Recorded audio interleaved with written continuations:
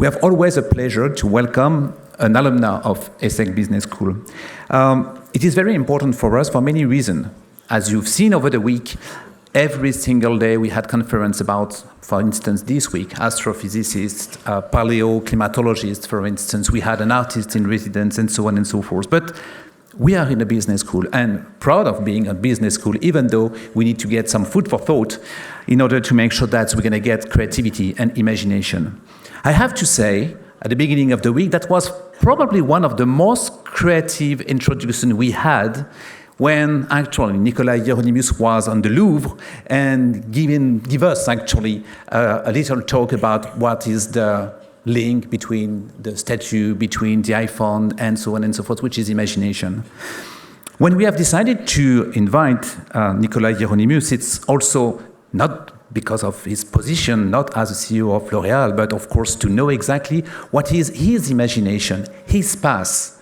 So actually, who is Nicolas Hieronimus? That's the big question for today. And that's a great pleasure, a great opportunity, Nicolas, to welcome you on stage to tell us actually from being graduated from ESSEC Business School to become who you are today. Thank you very much, Nicolas.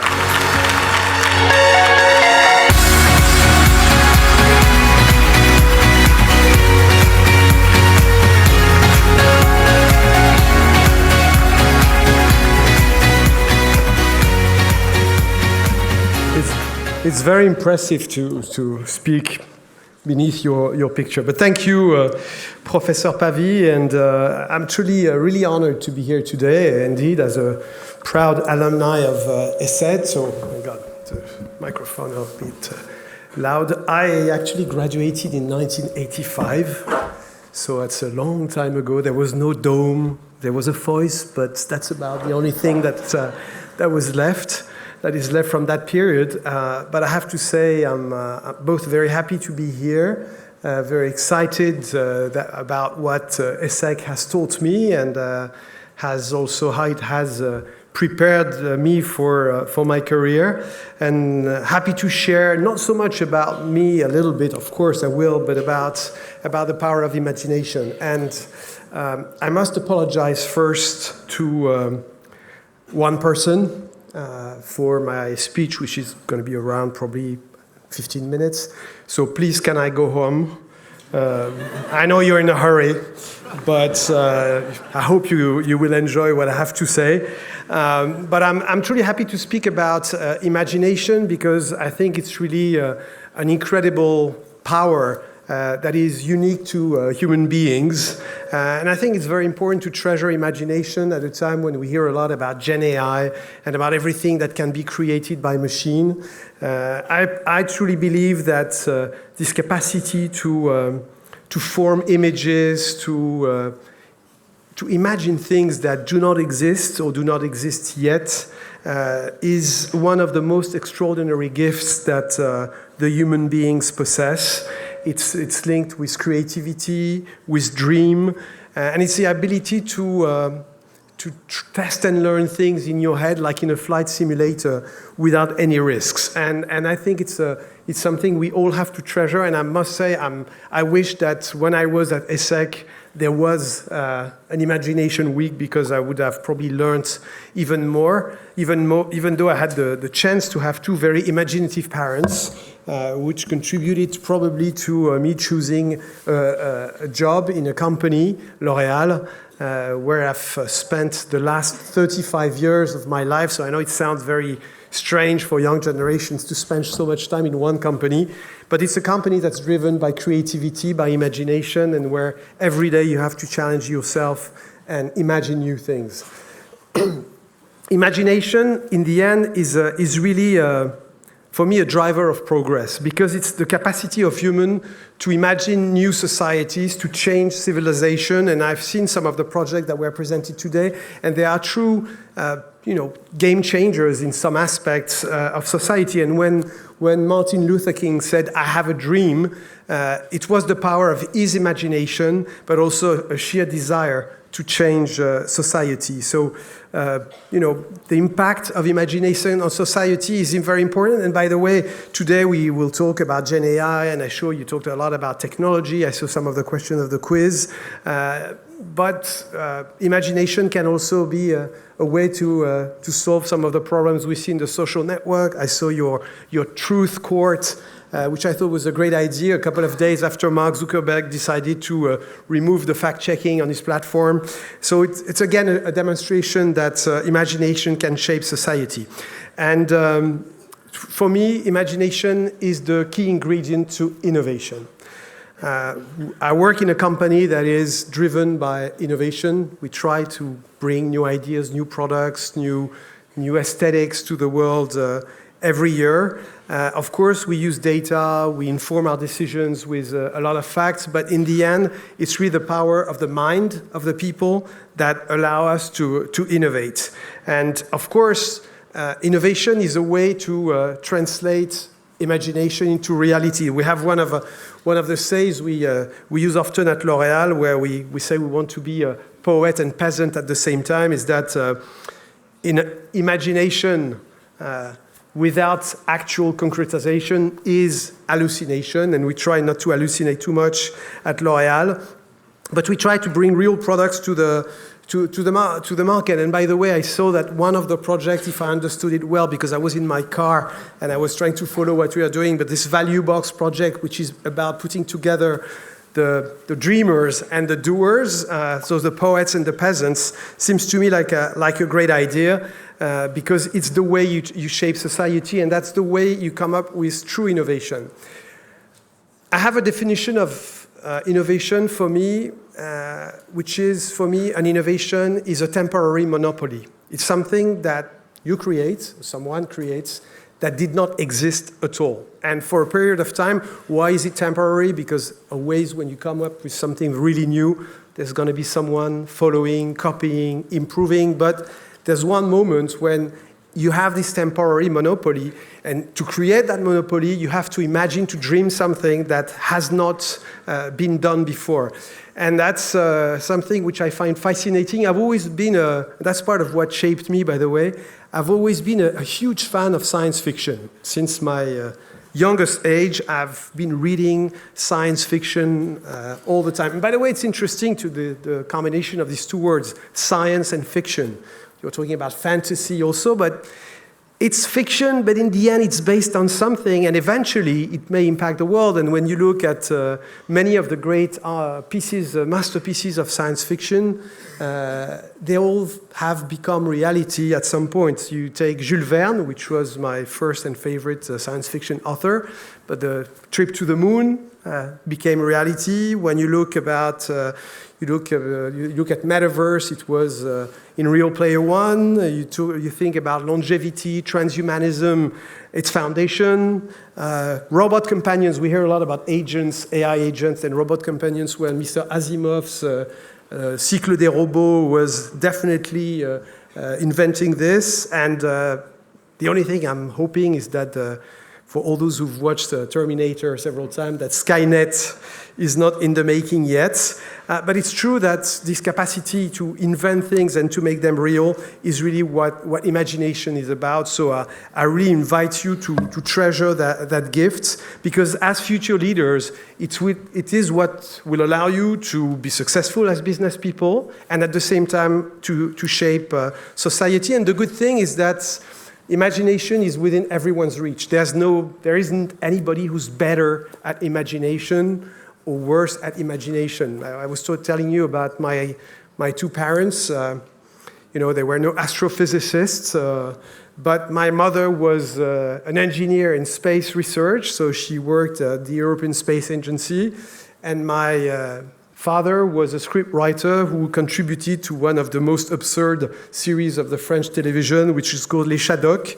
So you're obviously way too young to know about this, but it's really, really absurd. And I think it's quite interesting to be in a family when somebody is an engineer brain and somebody is really somebody a bit crazy. And being in middle of these two people, it shaped my belief that there were many ways to dream, but in the end, it was about flexing that muscle and learning how to do it. And that's what you've been doing this week at the Imagination Week. And that's the concretizations were the projects you presented. So I've been told about the Art Olympics, the Truth International Court, the Value Box, the Emotional ID. I missed the last one because I was just entering the school, so I apologize for those who presented the last project, but I'm sure it was great too. And I find this truly exciting. So what advice can I give you to that you probably have heard it all week, but that I can give you to flex that imagination muscle, to develop your imagination. First of all, it's about curiosity and inspiration.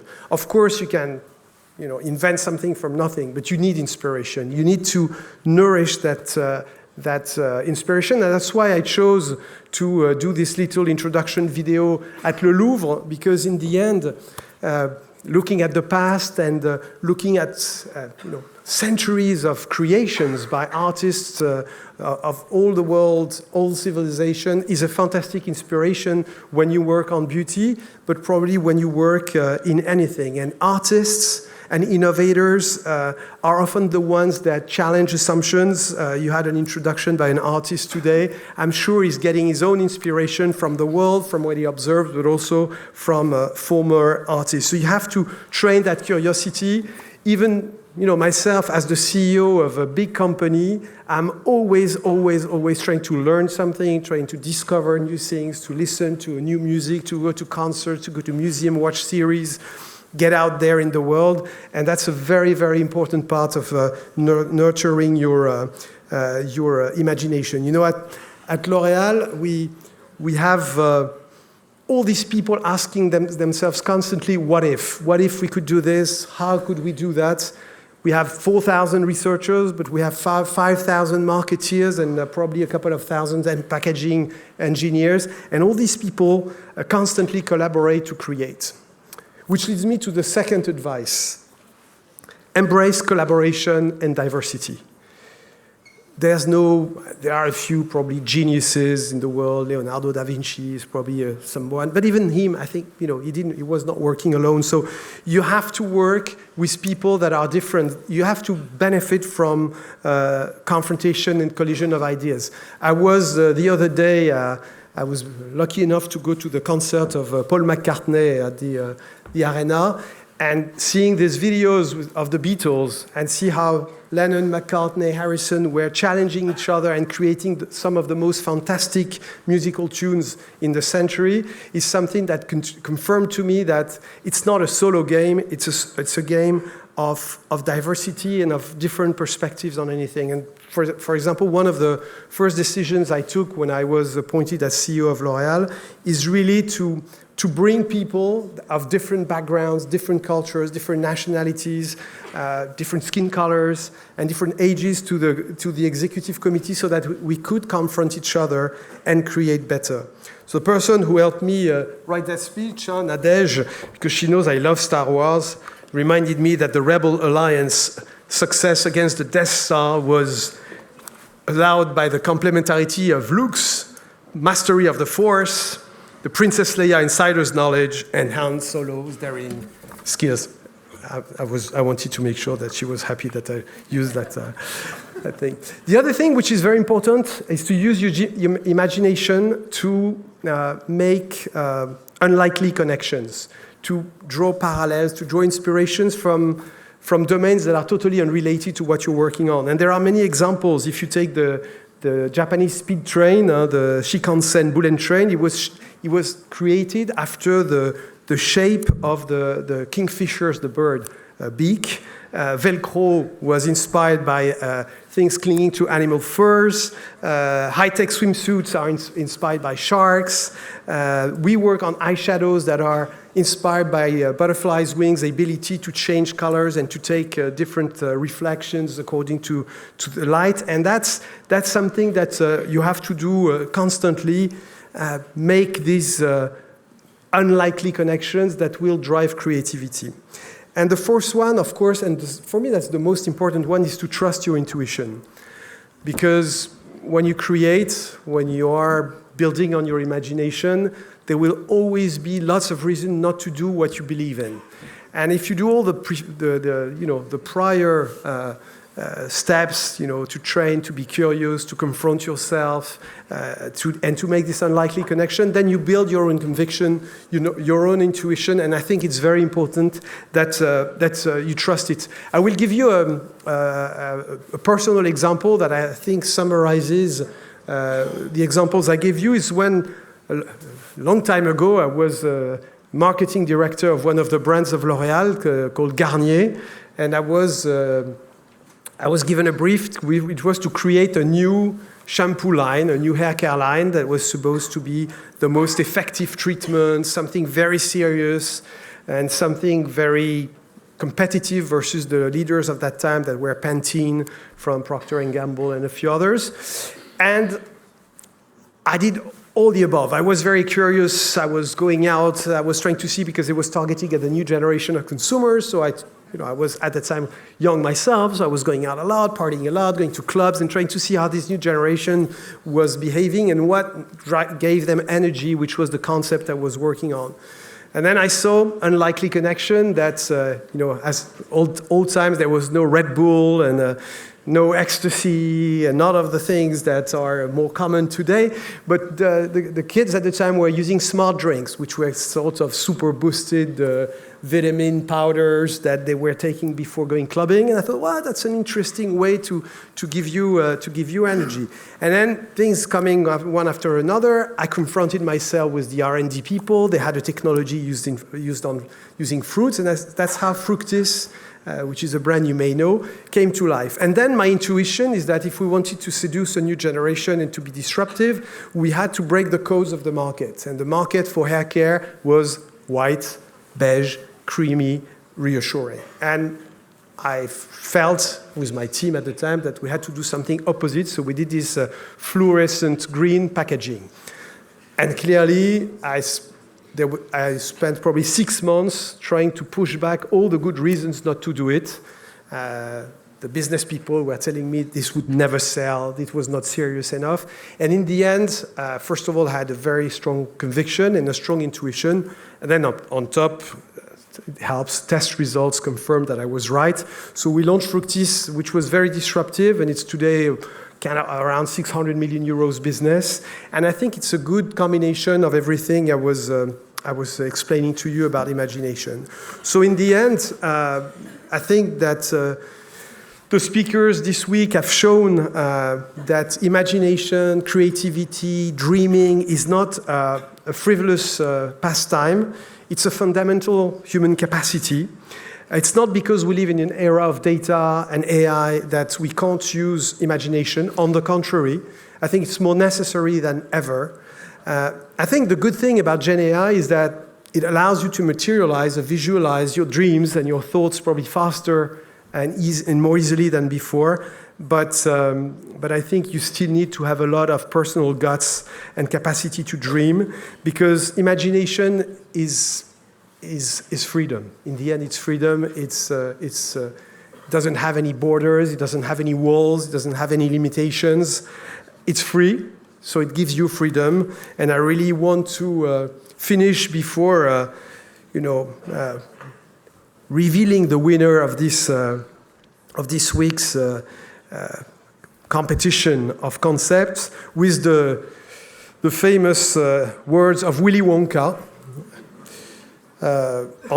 He's one of the world's most imaginative, creative geniuses. So I'm not going to sing it because that would be really, really terrible. But he says, "There is no life I know to compare with pure imagination. Living there, you'll be free." And I think that's what I wish you. Be free, be imaginative, be creative, and of course, be successful. Thank you.